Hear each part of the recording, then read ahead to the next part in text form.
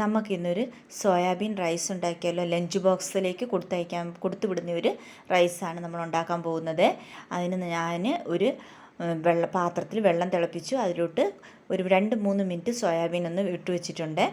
അത് നമുക്കിനി അതിനുള്ള മസാല തയ്യാറാക്കാം. അതിന് ഞാൻ ഒരു 5-6 വെളുത്തുള്ളി എടുത്തിട്ടുണ്ട്. വെളുത്തുള്ളി ഒന്ന് ചതച്ച് അതിലോട്ട് മുളക് പൊടി, മല്ലിപ്പൊടി, മഞ്ഞൾപ്പൊടി, ഗരം മസാലയും കുരുമുളക് പൊടിയും കൂടെ ചേർത്ത് കുറച്ച് വെള്ളം ചേർത്തൊന്ന് മിക്സാക്കി വെച്ചിട്ടുണ്ട്. നമ്മുടെ ചട്ടി ഒന്ന് ചൂടായി അതിലോട്ട് എണ്ണ ഒഴിച്ചിട്ടുണ്ട്. എണ്ണയോ ഓയിലോ നമുക്ക് ഇഷ്ടമുള്ളത് ഉപയോഗിക്കാം. ഞാനിവിടെ ഓയിലാണ് ഉപയോഗിച്ചിരിക്കുന്നത്. അതിലോട്ട് കടുകും ഒരു 1/2 ടീസ്പൂൺ കടുകും ഉഴുന്നുപരിപ്പും ചേർത്തിട്ടുണ്ട്.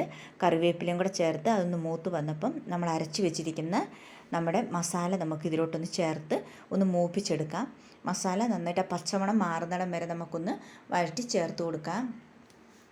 മസാല ഒന്ന് മൂത്ത് വരുമ്പോഴത്തേക്ക് നമ്മൾ എടുത്ത് വെച്ചിരിക്കുന്ന സോയാബീൻ ഉപ്പ് ചേർത്ത് ഞാൻ ഒന്ന് വേവിച്ച് വെച്ച സോയാബീനാണ്. അത് പിഴിഞ്ഞെടുത്ത് വെച്ചിട്ടുണ്ട്. അത് നമുക്കിതിലോട്ട് ചേർത്ത് നന്നായിട്ടൊന്ന് മിക്സ് ചെയ്ത് നമുക്കൊന്ന് അടച്ച് വെച്ച് ഒരു 5 മിനിറ്റ് ഒന്ന് വേവിച്ചെടുക്കാം.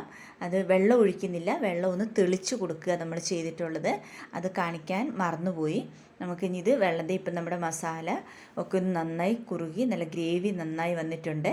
നമുക്കതിലോട്ട് ആവശ്യത്തിന് ഉപ്പ് ഞാൻ ആദ്യം ചേർത്തിട്ടുണ്ട്. അതുകൊണ്ടാണ് ഞാൻ ഉപ്പ് ചേർക്കാഞ്ഞത്. ഇനി നമുക്ക് ആവശ്യത്തിന് ഉപ്പ് ചേർക്കാം. ആ ഉപ്പ് ചേർത്ത് കഴിഞ്ഞിട്ടൊന്ന് മിക്സ് ചെയ്തിട്ട് നമുക്ക് അതിലോട്ട് മല്ലിച്ചപ്പും കൂടി ഒന്ന് ചേർക്കാം.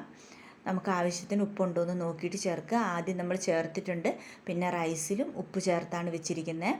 റൈസിൽ ഉപ്പും ഗ്രാമ്പു, കറുകപ്പട്ട, ഏലക്കായും കൂടെ ചേർത്ത് ആണ് ഞാൻ വേവിച്ച് വെച്ചിരിക്കുന്നത്. ഒരു 50% മാത്രമേ വെന്തിട്ടുള്ളൂ. അതും കൂടെ ചേർത്ത് ഏത് റൈസ് ആയാലും ചേർക്കാം. നമുക്ക് അതിലോട്ട് ചേർത്ത് മിക്സ് ചെയ്ത് നമ്മുടെ ചോറ് റെഡി ആയിട്ടുണ്ട്. ഇത് കുഞ്ഞു മക്കൾക്ക് സ്കൂളിൽ കൊടുത്തു വിടാൻ ഏറ്റവും ടേസ്റ്റായിട്ടും സിമ്പിളായിട്ടും ഉണ്ടാക്കാൻ പറ്റുന്ന റൈസാണ്. എല്ലാവരും ഉണ്ടാക്കി നോക്കുക. ചാനൽ സബ്സ്ക്രൈബ് ചെയ്യുക.